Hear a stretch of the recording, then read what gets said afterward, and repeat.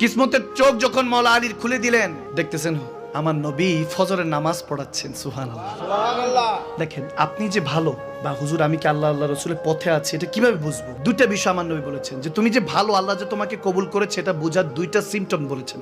একটা হলো স্বপ্ন, আর একটা হলো চোখের পানি। শেরে খোদা আলী দেখছেন ফজর নামাজ আদায় করছেন, নবীজির নামাজ আদায় করছেন, সূরা তেলাওয়াত করলেন একটা, আহা সুবহানাল্লাহ। এরপর আরেকটা সূরা তেলাওয়াত করলেন, এক রাকাত হলো, দুই রাকাত হলো, ফরজ 2 রাকাত পড়ার সুযোগ হয়েছে, ফজরের নামাজ। সব সাহাবারা পিছনে দাঁড়িয়ে আছেন, মুমিন মুসলমান। সুবহানাল্লাহ। শেরে খোদা আলী স্বপ্নটা যখন দেখছেন, দেখলেন যে নামাজে ফজর যখন শেষ হলো, হুজুর দোয়া করলেন, এরপর একজন সাহাবা কিছু খেজুর নিয়ে আসলেন। খেজুর এসে আমার নবীর কদমে পেশ করলেন, ইয়া রাসূলুল্লাহ এতটুকু তোহফা এনেছি, হাদিয়া এনেছি, কবুল করে নেন। সুবহানাল্লাহ। তো হাদিয়া নিলেন, নবীজি মুছলেন, একটা খেজুর নিলেন, মুছলেন, প্রথম খেলেন, এরপরে আবার আরেকটা খেজুর নিলেন, মুছলেন, দ্বিতীয়টা আরেকজন সাহাবাকে দিলেন, দিতে দিতে দিতে 16 নম্বরে হযরত শেরে খোদা আলীকে দিলেন, 17 নম্বরে হযরত ওমরকে, তারপরে 18 নম্বরে আবু বকর সিদ্দিক, এভাবে সিরিয়ালে দিচ্ছে। দেওয়া শেষ হলো, এখন নবীজির কাছে তো আর চাওয়া যায় না, শেরে খোদা আলী দাঁড়িয়ে আছেন, খাচ্ছেন। যখন খেজুরটা খাওয়ার শেষ, ভাবলেন যে আরেকটা চাইবেন, এমন টাইমে আজান পড়লো, ঘুমটা ভেঙে গেল, দেখতেছে ফজরের আজান চলছে। সুবহানাল্লাহ।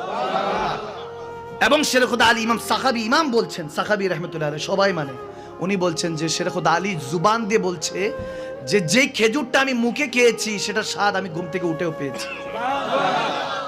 ওযু করলেন, নামাজের ফজরের জন্য চলে গেলেন, দেখতেছেন আমিরুল মুমিনিন হযরত ওমর ইবনুল খাত্তাব নামাজে ফজর আদায় করছে। সুবহানাল্লাহ।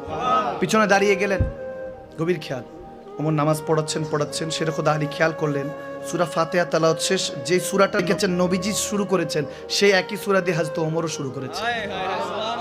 চিন্তা করলেন মনে কাকতালীয় ভাবে মিলে গিয়েছে। পরের রাকাতে যখন আবার সূরা ফাতিহা তেলাওয়াত শুরু হলো, তেলাওয়াত হচ্ছে, দেখে যে নবীজি দ্বিতীয় রাকাতে যেই সূরাটা পড়েছেন হযরত ওমর সেটাই পড়ছেন। সুবহানাল্লাহ। বলে আল্লাহু আকবার।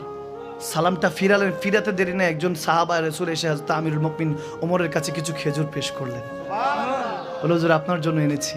তিনি নিলেন, হযরত ওমর প্রথমটা নিলেন, মুছলেন, খেলেন, এরপর দ্বিতীয়টা নিলেন, মুছলেন, দিলেন, এভাবে দিতে দিতে 16 নম্বরে শেরে খোদা আলীর হাতে দিলেন। হায় হায় হায় হায় সুবহানাল্লাহ। তো আজ থেকে আরো জোরে পড়েন না।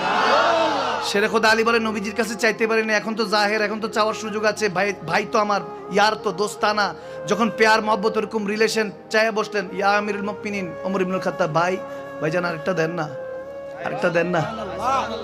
মজা তো সেমটাই মনে হইতেছে। সুবহানাল্লাহ বলেন না, আরেকটা দেন না। যখন চাইলেন হযরত ওমর ইবনুল খাত্তাব খেজুরটা নিলেন, মুছলেন, আস্তে করে আরেক সাহাবীর হাতে দিয়ে দেন। মাওলা আলী দেখতেছেন কি ব্যাপার, আমারে দিল না কেন, দেখতেছেন এখনো নাজার কিন্তু সর হয়নি।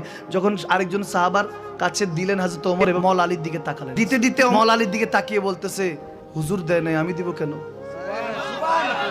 এখনো বুঝেন নাই? আরেকটু বলুন না, একটু উচ্চ আওয়াজে বলুন না। সুবহানাল্লাহ।